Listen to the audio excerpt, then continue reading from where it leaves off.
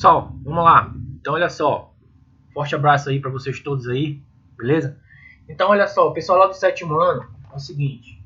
Vamos dar continuidade ao nosso assunto aí até o retorno das nossas aulas presenciais, tá? Então, olha só. Hoje o capítulo que a gente vai abordar é a Reforma Católica, beleza? Esse slide é até do nosso livro lá, do Iena, tá? Então, lá na página 120, ele aborda o capítulo A Reforma Católica, tá? Então, olha só. A gente vai ver o que foi a Reforma Católica. A Reforma Católica, antes de mais nada, foi o quê? O movimento católico que culminou em 1545 com o Concílio de Trento. Esse Concílio de Trento, ele foi o quê? Ele, além de mais nada, foi uma reunião dos bispos da Igreja Católica convocado pelo Papa quando surge uma questão grave sobre a fé. O primeiro concílio da história da Igreja foi o de Jerusalém e o último do Vaticano em 1965. Tá? O objetivo dessa reunião é justamente conciliar as diferentes visões sobre o tema proposto ou condenada por heresia. O que foi isso aí, galera? É o seguinte, vamos entender devagar isso aí. A gente viu lá no capítulo da aula passada que foi o que? O surgimento de ideias contrárias à Igreja Católica. A Reforma Católica nada mais é do que um contragolpe contra a perda de poder da Igreja Católica, beleza? Então vamos devagar aí, vamos lá, acompanha comigo lá. Então vamos lá, reforma ou contra-reforma? Vamos entender o que foi isso. Lá no primeiro tópico eu falo assim, ó, Reforma Católica é o termo utilizado pelos historiadores que entendem o processo como uma renovação eclesiástica e doutrina da Igreja. E a contra-reforma é o termo utilizado pelos historiadores que destacam a reação da Igreja diante das novas religiões protestantes. Então vamos entender aqui. Primeiro, Reforma Católica. Martinho Lutero, beleza? As 95 teses, segunda característica. A expansão de ideologias contrárias ao poder e ao abuso da Igreja Católica, tá? Aí vem, bora aqui embaixo, contra-reforma. Vem aqui, ó, contra-reforma. O que foi isso aí? Depois dos impactos absorvidos pela Igreja Católica, tá? Que foram vários, houve um movimento que ficou conhecido como contra-reforma. Que foi o quê? Peraí, tu acha que a Igreja detinha um grande poder na Europa toda durante séculos e séculos a fio, tá? E surgem pensadores como Martinho Lutero, que fazem o quê? A disseminação de ideias contrárias a esse poder. Tu acha que a Igreja Católica ia ficar? Não, tudo bem, vamos aceitar com apaziguamento. Martinho Lutero está certo. Que nada, não aconteceu nada disso, tá? A Igreja deu um tempo e fez o que? A contra-reforma, ou seja, ela voltou a dizer que ela detinha poder, que o Papa não errava, que só ela tinha direito a ler a Bíblia, só os bispos, os padres, que a Bíblia só teria que ser escrita em latim, tá? Que teria que todo mundo doar o seu dízimo, não poderia falhar, que os reis estavam lá porque a Igreja fazia com que eles estivessem no poder, tá? Então é isso que a gente tem que entender. Primeiro foi a Reforma Católica, que está associada a Martinho Lutero. Depois aconteceu a Contra-Reforma, o quê? O Concílio de Trento, tá? A queima e execução de centenas de pessoas com base em julgamentos pré-organizados pela Igreja Católica, que foi o Tribunal do Santo Ofício, Tribunal da Inquisição, tá? Então, vamos devagar e acompanha comigo aí. Vamos lá ver o que foi esse Concílio de Trento. Olha só, 1545 a 1563. Concílio convocado pelo Papa Paulo III para discutir a necessidade de reforma da Igreja e sua posição perante as novas religiões protestantes. Foi aquilo que eu acabei de falar. Tem uma imagem bem aqui mostrando aqui, ó, o que foi o Concílio de Trento. O que várias pessoas de poder da Igreja, tá? Se reunindo e dizendo que eles tinham que fazer alguma coisa para não deixar de perder o poder que eles tinham, tá? E esse poder aí também está associado à questão financeira, beleza? Muita grana na mão da Igreja nesse período aí. Olha só, o concílio tinha como premissa, ou seja, como primeiro ponto, restaurar a disciplina eclesiástica, corrigindo a conduta do clero e dos cristãos. O concílio concluiu que A salvação humana depende tanto da graça divina, alcançada por meio da fé, quanto pelos efeitos dos homens. Porém, apenas os feitos sem dedicação da fé não poderiam garantir a salvação. Beleza? Então, vamos para lá. Vamos ver o que o Concílio de Trento tá bem aqui, ó. Tá bem aqui, ó. Página de rosto de uma edição parisiense de 1875 dos decretos editados no Concílio de Trento. Tá aqui, os caras foram lá e redigiram e mandaram imprimir, galera. Tá? Ou seja, um documento. Isso aqui é uma fonte histórica. A gente está falando o que aconteceu. Tá? Então, olha, as principais resoluções do Concílio de Trento. O que são resoluções aí, Rogério? Os principais, digamos, os argumentos, as principais leis que eles criaram com o Concílio de Trento. Eles quem? A Igreja Católica. Falou? Manutenção do latim como língua litúrgica dos escritos oficiais da Igreja. Quem acompanhou a videoaula passada viu o quê? Que um dos embates desse período aí, o que é embate? Uma das principais questões era que Martinho Lutero dizia que a Bíblia teria que ser escrita, ou seja, redigida na língua do seu país. Se era na Alemanha, teria que ser alemão. Se era aqui no Brasil, teria que ser português. E os padres só queriam o latim, porque o latim, a gente tem que entender, eu já falei para vocês 1 milhão de vezes, vou voltar para falar, 1 milhão não, desculpa, várias vezes, que o latim era uma língua, sempre foi uma língua problemática para ser traduzida. E nesse contexto aí do século XVII, século XVI, a maioria da população europeia era o que? Analfabeta. Se era analfabeta, se não sabiam nem ler, nem redigir o seu nome, como é que eles iam ter condição de entender o que estava escrito na Bíblia? Beleza? O primeiro tópico é esse. O segundo tópico, reafirmação da infalibilidade do Papa. Ou seja, o Papa não errava.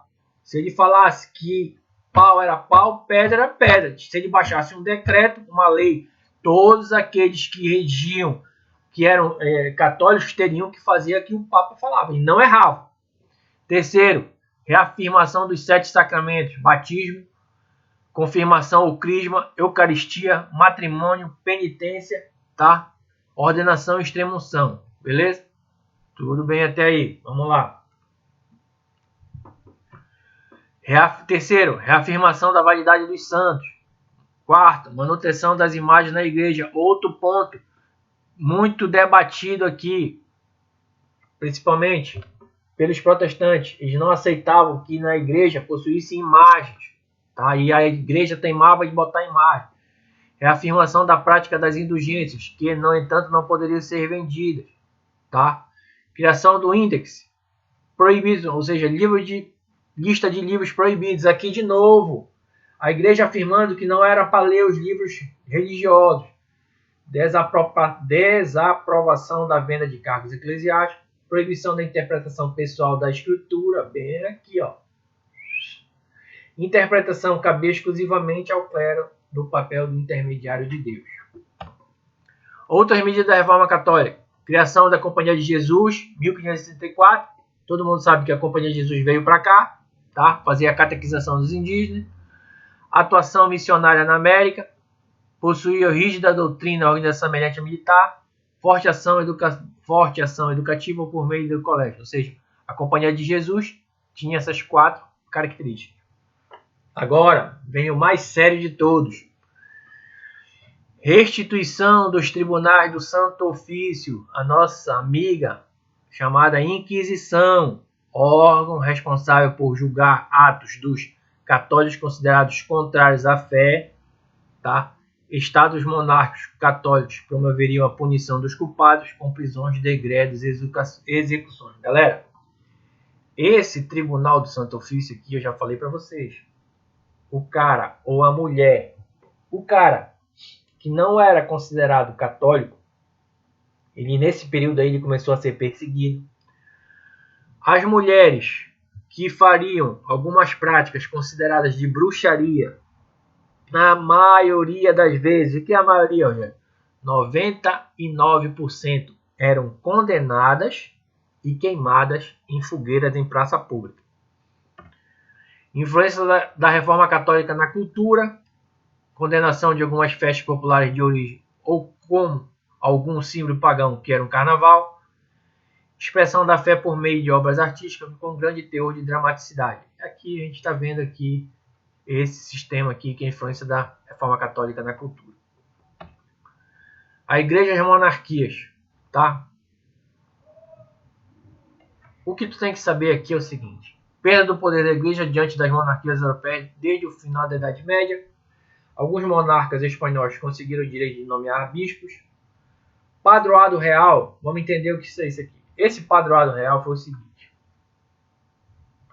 desde o início dos tempos, quando surge a Igreja Católica, principalmente ali na Europa, países como estados ou países, Espanha, Portugal, França e Inglaterra. Vamos citar esses quatro aí. Vamos fechar em Portugal e Espanha. Extremamente católicos, tá? Então, a Igreja Católica, ela detinha nesses dois estados aí que eu citei, Espanha e Portugal, forte influência no topo da pirâmide social, que eram os reis. E com o passar dos anos, na Inglaterra e na França, principalmente esses dois estados nacionais, devido a várias conjecturas políticas, ideológicas, a igreja começou a perder o seu poder. E o padroado real nada mais foi do que os reis controlavam toda a administração eclesiástica de suas colônias, ou seja, houve o quê? Uma perda do poder da igreja nesses estados. Os mesmos reis podiam nomear todos os cargos clericais, podiam fundar paróquias, eram responsáveis pela construção de igrejas e catedrais. Agora, um ponto extremamente importante aqui: tinham o direito de recolher dízimos e impostos clericais. Galera, esse aqui que foi a pedra no sapato. Isso aqui mexe no bolso da Igreja Católica. Antes do padroado real, os dízimos e impostos clericais iam direto para a igreja. Aí, o que a igreja repassava para os reis eram aceitos. Só que a igreja está se fortalecendo demais. Então houve o que? Esse choque lá entre eles, e os dízimos e impostos clericais foram recebidos pela coroa, ou seja, pelos reis e pelas rainhas. Decisões papais só tinham efeito nas colônias após a aprovação do rei, ou seja, ocorresse uma nomeação de um bispo. Se anterior ao padroado real, o que era decidido pela igreja, acabou, banhou. Após o padroado real, só teria vigência se o rei aprovasse. União das coroas ibéricas, foi a união de Portugal e Espanha. Aqui também guerras de religião, aqui eu falei para vocês, na França. Perseguição dos huguenotes por parte da monarquia. Aí é o seguinte, galera. Vamos entender de uma forma bem simples. Quando um rei morria e o próximo rei a subir no trono fosse católico, quem ia ser beneficiado era a Igreja Católica. Tudo bem? Fechou. Quando o rei morria e esse rei tinha características do protestantismo, claro que ele ia deixar de ajudar a igreja e ajudar os protestantes. Beleza? Então essas guerras de religião aqui na França e na Inglaterra, foi aquelas que eu falei para vocês, foram o que? Choques que aconteceram, choques que eu digo, mortes, depredação, execuções, guerras, que quem subisse ao trono, como eu falei para vocês, na França, aqui, aconteceu um lance muito brabo lá, que foi a perseguição aos protestantes, culminando na sangrenta noite de São Bartolomeu, que foi o quê? Uma perseguição lá por questões religiosas, que foram executadas centenas de pessoas, tá? Isso na França. E na Inglaterra, disputa religiosa aqui, ó, entre Maria I, que era católica, e Elizabeth I, anglicana, tá? Aqui, aumento das tensões com intensificação das perseguições promovidas pela coroa e com execução de penas mais severas para os que não seguiam os cultos anglicanos. Ou seja, aqui, tá? já é o que? Uma pessoa que subiu no poder, que era o que? Protestante, beleza? Guerra de religião na Península Ibérica. O que é a Península Ibérica? Portugal e Espanha foram fracas.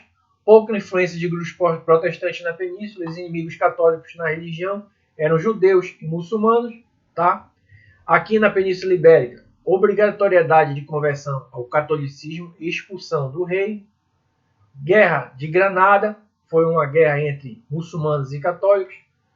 Outra característica daqui da Península Ibérica, forte perseguição aos judeus, obrigados a se converterem, que eram chamados de cristãos novos, tá? Galera, então é isso aí, tá? Eu vou fazer a correção dos exercícios do livro didático de vocês, beleza? E essa semana, eu acho que terça ou quarta-feira, eu vou postar uns exercícios lá em PDF, para a gente ter uma base melhor sobre o capítulo 6, que é a Reforma Católica. Falou? Um abração para vocês aí. A gente se vê.